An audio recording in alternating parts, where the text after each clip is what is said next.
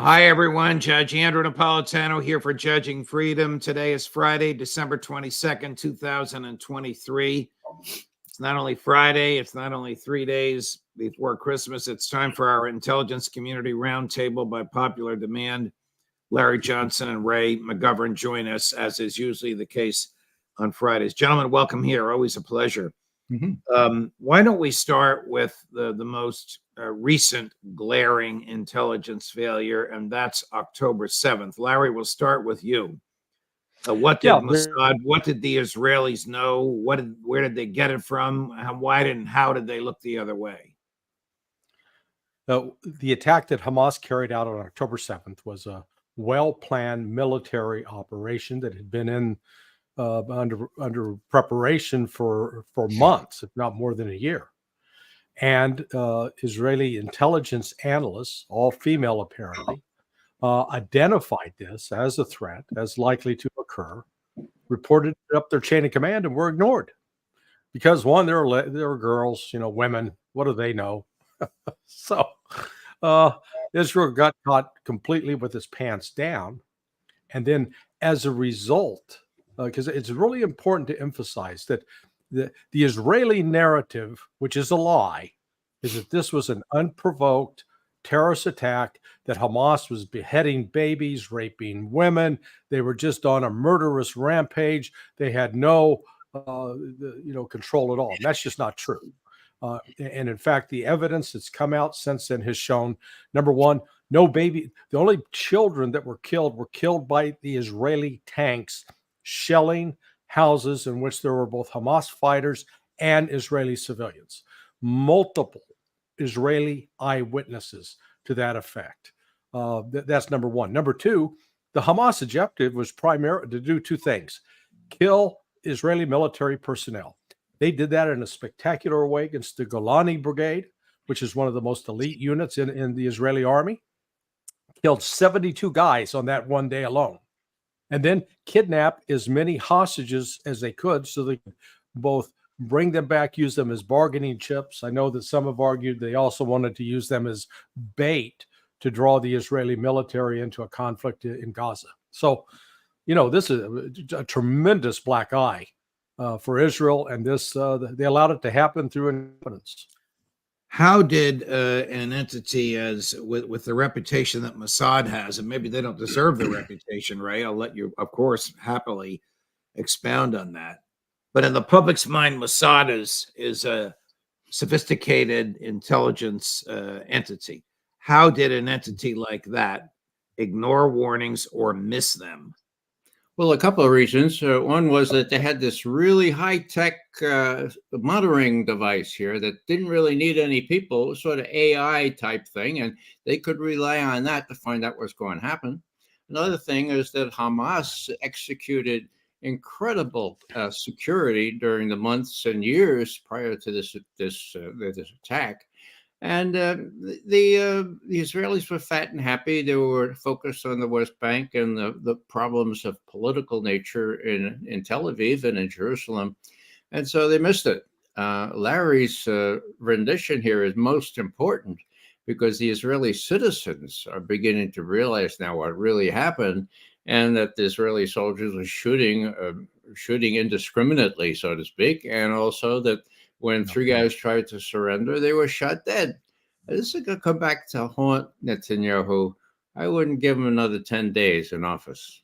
Wow. Pretty remarkable prediction. Before we get into Netanyahu, Larry, what is the reaction internally in an intelligence community or an intelligence agency when there's a failure as catastrophic as this? Do heads roll? Do people get fired? Do they reform the way they gather intelligence? Do they resort to human intelligence and reject AI? Do they point fingers at each other? As an example, Netanyahu has blamed Mossad and he has blamed the military, even though he is ultimately the commander of both. Yeah. No, it's what usually happens because these are large bureaucracies. They punish the innocent, promote the guilty. So say that again, please, to make sure I heard it correctly. They punish the innocent and promote the guilty. I mean, it goes. We saw it with My Lai as an example. Lieutenant William Kelly was the only one punished, when in fact that entire chain of command knew what he was doing, and it authorized it. So the same thing in the intelligence community. I would actually anticipate that the female intelligence analysts that tried to warn their boss will probably get written up with a badness report and won't get promoted. Meanwhile, the guys who ignored it, they'll get promoted. There's the problem, Judge. There's no accountability in these systems, particularly when they become so politicized. Is Mossad, Ray, dangerously, for the people they're supposed to be protecting, addicted to AI rather than human intelligence? It's stated differently. Didn't they have people on the ground, sort of double agents, people in Hamas that they were buying off, that they had flipped so that they would at least have a warning as to what was happening? That's a good question, Judge. I can't believe that they didn't have spies in Hamas itself. Question is, as Larry has suggested, whether the upper crust there, the people at the top, would take them seriously. We know from our own experience in Vietnam and other things that we had it right on really important issues, but the people at the top were unwilling to do battle with the U.S. Army at war and expose the U.S. Army for totally falsifying enemy figures. That happened 67, 68, and it led to LBJ not running for another term. That should happen again. I suggest it strongly to the White House. It's a good example. Why did you, just a few minutes ago, in your own inimitable way, just like the last comment you made, predict that Netanyahu will be gone in 10 days? You mean literally 10 24-hour days? Well, this is a guess, but he's in trouble deep inside Israel as well. And it really depends on how much pressure Blinken and Biden would be willing to put on Netanyahu, and how willing he would be to defy that pressure, and how willing his accomplices or his companions would be to choose the U.S. example here rather than Netanyahu. It was I used a very scientific method for this prediction. It's called the swag factor. Larry knows it well. It's Army intelligence. It's the scientific wild ass guess. So, Larry, are Netanyahu and Biden on a collision course? Yes, but Netanyahu's going to keep doing what he wants to do, and the Biden administration showing zero desire to cut him off. They've been sending these 2,000-pound bombs over there that Israel's been wantonly using against civilian targets, blowing up entire neighborhoods. So Israel's going to keep doing what it's doing. The problem that Netanyahu's going to run into, one, the political pressure from the hostage families, because the Israeli army is incompetent. They are poorly trained, poorly led, and they've been given rules of engagement that allow them to shoot unarmed people. As we Is saw it in the essentially, case. let me just stop you right here. Forgive me for interrupting. Is it essentially an army of civilians and reservists as opposed to professional soldiers? Yeah, you can have a decent reservist if they're properly trained. These guys are not properly trained. I've seen a number of videos. They're muzzle disciplined. I mean, where you point the end of the gun, they're pointing it at each other and others. And then we just got word yesterday that the Golani Brigade, the one that suffered 72 KIA on October 7th, have suffered so many additional casualties, they've been pulled off the line. Now, Israel's going to great lengths to try to obfuscate how many casualties that they're really taking. And they keep saying, oh, we're defeating Hamas. And yet most of the people they trot out to parade as Hamas prisoners have nothing to do with Hamas. They're simply Palestinians that are being that violates the Geneva Convention. Here's Professor John Mearsheimer on this show yesterday with his analysis of how many people have been slaughtered, how many Gazans or Palestinians have been slaughtered by the IDF, and who they are. First of all, the Israelis only control about 40% of Gaza. Just think about it. They control 40%. That means the other 60% is territory where Hamas can go and the Israelis can't get at them. Second, the Israelis have not captured any hostages. That's quite surprising. If they haven't captured any hostages, that probably tells you a lot about their ability to find the Hamas fighters. Furthermore, if you look at the number of people that the Israelis have killed, the number is about 20,000, as you said before. And most people agree that about 70% of that 20,000 is women and children. So that would be 14,000. That means that the Israelis have killed 6,000 males. Now, those 6,000 males were certainly not all Hamas fighters. Most of them, I'm sure, were innocent civilians. So let's say of the 6,000, 4,000 were civilians and 2,000 were Hamas fighters. I don't think that's the likely number, but let's give the Israelis the benefit of the doubt. That says that they've killed 2,000 Hamas fighters. Well, most people argue that Hamas had 30 to 40,000 fighters to start with. If they had 30 to 40,000 fighters and they've killed 2,000, that means they have a whole heck of a lot of fighters left. Makes sense to you, Ray? It does. Now, remember, John Mearsheimer is out of West Point, okay? So he knows a little bit about military affairs as well. Right. And he wrote the seminal article in Foreign Affairs 9 years ago saying the West is responsible for what's going on in Ukraine. I asked him at one point in an open meeting, John, you're in Washington right now. Has the administration gotten in touch with you? Anybody want to talk to you? And he said, and remark this, he said, no, nobody has ever reached out to me. Never before, not since I wrote that article, not since then. They have never tried to get in touch with me. Now, why do I make that point? I find it astounding. You would always want contrarian views if that's what you consider contrarian. I consider them the school of realism. I never knew that I was a practitioner of the school of realism, but I fit in quite well with John Mearsheimer. Look at the facts, extrapolate some cogent conclusions, and he's right not only about Ukraine, but now he's right about Gaza. It's awful. It's terrible. Those figures are valid as can be. We'll see how long this is allowed to continue. Larry, is it likely that more IDF have been killed than Hamas fighters? I know the Israelis won't release any numbers at all. Professor Mearsheimer said he thought it was about 3,000 or 4,000. I mean, that's twice what he's saying is the number of Hamas leaders killed, and I'm not sure where he got that from. I take that back. Got it from a Hebrew language newspaper, which purported to defy the censors in the Israeli government.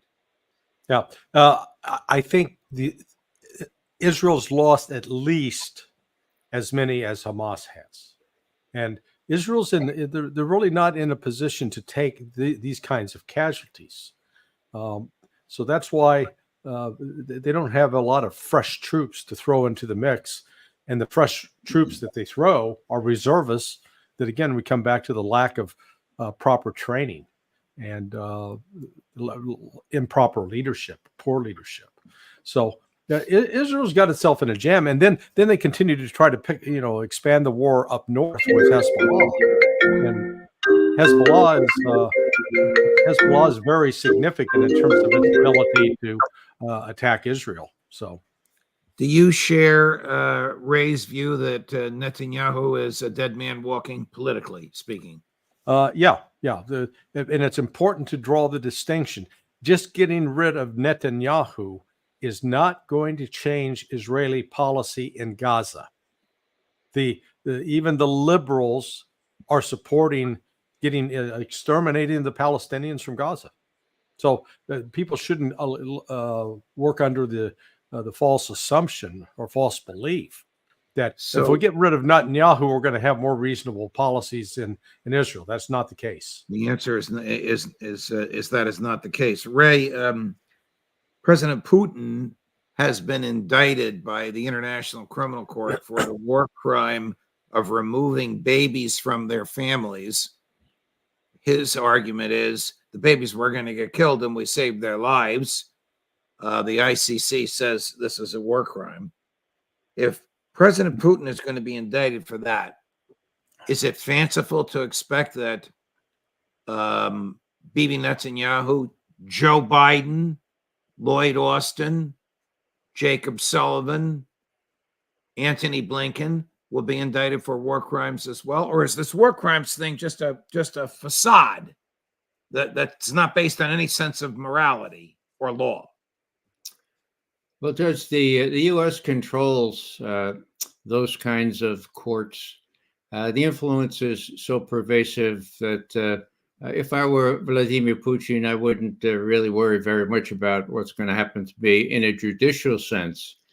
What's needed here, Judge, and I'd just like to interject this, is an intelligence analysis unit that can tell the president, for example, what happens if the Yemenis really do block access to the Red Sea, and how about the Iranians at the strait there? You know, what should we expect here?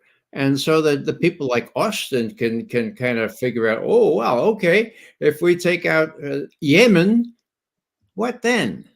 And I see no evidence, and Larry may know better, but I see no evidence that the traditional kind of national intelligence estimate addressing such key issues as this has been done, or that Bill Burns is giving any good advice to Avril Haines, who sits on top of him, and she preparing the PDB and the national intelligence estimates is giving to Biden. So unless people can come together and kind of beat Biden into realizing that he's been extremely poorly advised and he needs to change course, there could be a major flare-up precisely in the Red Sea or in the Persian Gulf. Let's switch over to Ukraine, Larry. When we first began speaking on this program about the intelligence community in Ukraine, you both were of the opinion, well-grounded and substantiated by many other sources, that the information that was making its way to President Biden was doctored and put in a context to please his preconceived notions. It was not the same data that was being ascertained from the field. Right. Has that changed now that Ukraine has practically collapsed? Does the intelligence community recognize that it was useless to give the president knowingly bad information? And do they now give him true information that Zelensky's government is on life support? Well, all I'm picking up is it's secondhand. I haven't seen it directly, but it appears that the Defense Intelligence Agency has been the most egregious in presenting false narratives, false hopes, false assessments. That the CIA has, and at least in some sectors, has been more skeptical. But you don't even need to worry about what the intelligence is saying. Just read the newspapers. The newspapers are a great barometer to tell you which way the wind is blowing. And just this week, you saw the Washington Post. If you used to go to its website, and at the top, the banner headline, the second item from the left was Ukraine war. Clicked on that, got to all the Ukraine war articles. Yeah. Right. Monday, gone, not there. And then Google put an information that top 10 searches for this year, Ukraine's not in the top 10 searches. Ukraine is now the forgotten stepchild. It is no longer the priority.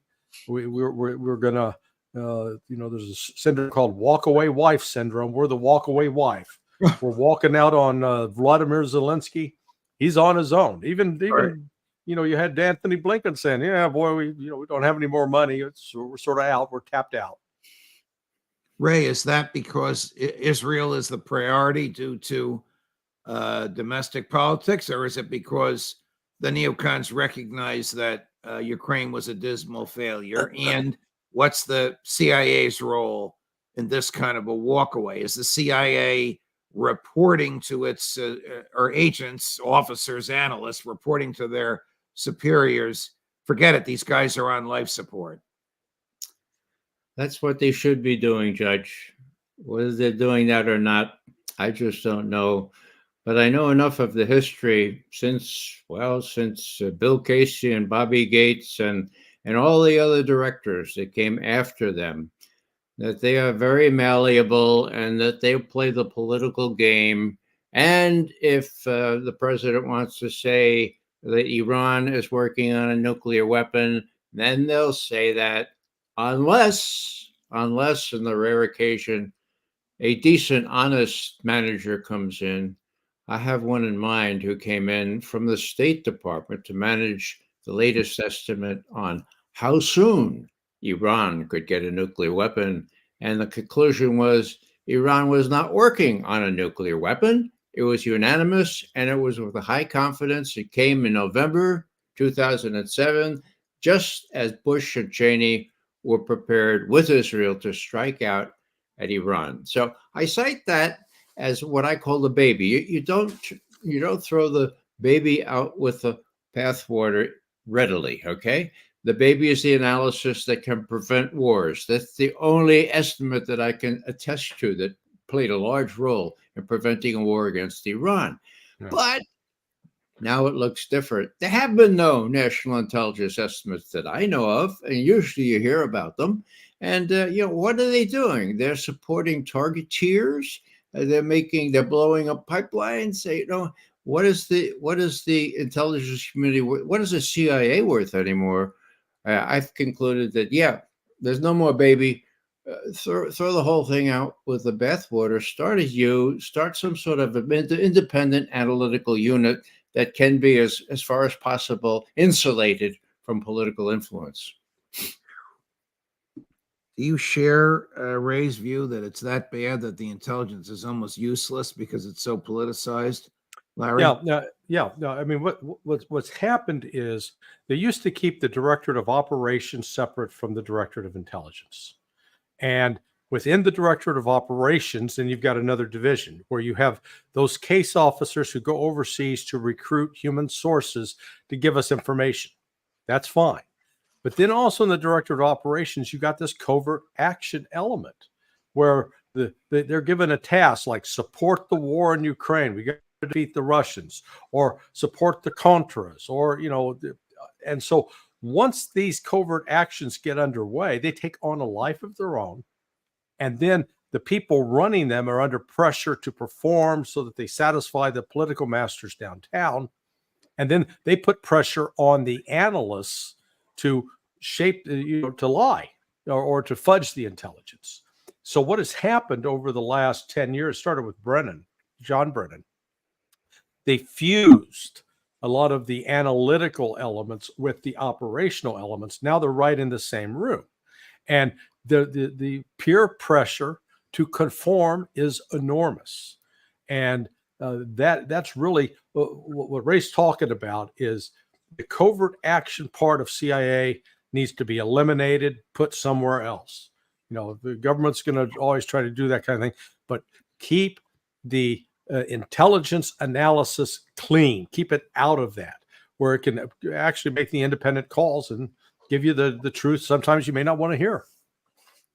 Here's a friend of Ray's, Colonel Marianne Wright, retired U.S. Army, harshly critical of the way the U.S. spends money to fight foreign wars. It appears she's testifying before some entity in the UN. Cut number 11, Chris. Security Right now, Council. the United States is providing weapons in two conflicts, the Ukraine-Russia conflict and Israel-Gaza. I know much more about, because I'm an American citizen and watch this stuff, how much military equipment is being provided by my country. Just 4 or 5 days ago, on December 7th, in a press conference with the UK Foreign Minister David Cameron, Secretary of State Blinken said that in the last 2 years, the U.S. has provided over $70 billion to support Ukraine, and European allies have provided over $110 million in weapons. Blinken said, if you look at these investments that we've made in Ukraine's defense to deal with this aggression, 90% of the security assistance we've provided has actually been spent here in the United States with our manufacturers, with our production, and that's produced more American jobs, more growth in our own economy. So this has been a win-win that we need to continue. Is this the kind of attitude? Is this the kind of attitude in the government, sort of like I think it was Senator Mitt Romney and Senator Richard Blumenthal? This is the best of all worlds. We're killing Russian boys, and we're furthering American jobs, and no American boys are being killed. So this is reprehensible if true, and it appears to be true. Ray? It's a terrific investment in their view. Now, at a recent Senate hearing, every senator except one, Chris Van Hollen from Maryland, emphasized that, yeah, it's a lot of money, but it's all creating jobs in your district. It's all being pumped into the military industrial. It's really good for us. It's a really terrific investment. Every one of them made that point. And so did Biden in his most recent speech about 4 years ago. I mean, they used to try to disguise this kind of thing. Now they have to sort of be up in front about it so that the military industrial complex realizes they're doing their bidding. And that has a lot to do with this. Now, yeah, I'll stop there. How does the CIA budget grow from this stuff, Larry? You always identify a new threat. Now the way it will be spun is now that Russia has beaten or is going to soon defeat Ukraine, that therefore we need to be prepared to beef up our analysis of Russia's intent to invade Europe, to conquer Europe, as well as it working in tandem with China to maybe conquer the world. This is a self-licking ice cream cone. DOD is going to be doing the same thing. I mean, the budget's what now, $880 billion by, within the next year and a half will be well over $1 trillion. So it's the more cowbell strategy. No matter what we do, we need more cowbell. Right. Yeah. Gentlemen, thank you. Go ahead, Ray. You had another I just thought. want to kind of point out that there are structural things that have happened since my tenure, and actually some of them is Larry's tenure, that impede objective analysis. We used to have an independent media analysis group that was disbanded, given to the other people who are susceptible to political influence. We used to have an independent imagery analysis group that was given by John Deutsch to the Pentagon. And so when they were looking for WMD in Iraq, James Clapper, who headed up this unit, later admitted, we found things that weren't really there. In his book, he said that, okay? And then there are other things that have happened since then. In addition to what Larry said, the operatives and the analysts working together. And what else did I have here? Yeah.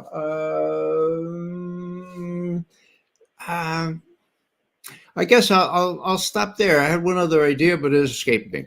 All right. It'll come back to you after Christmas. Gentlemen, thank you. Thank you for your time today. Thanks for all the time you give us.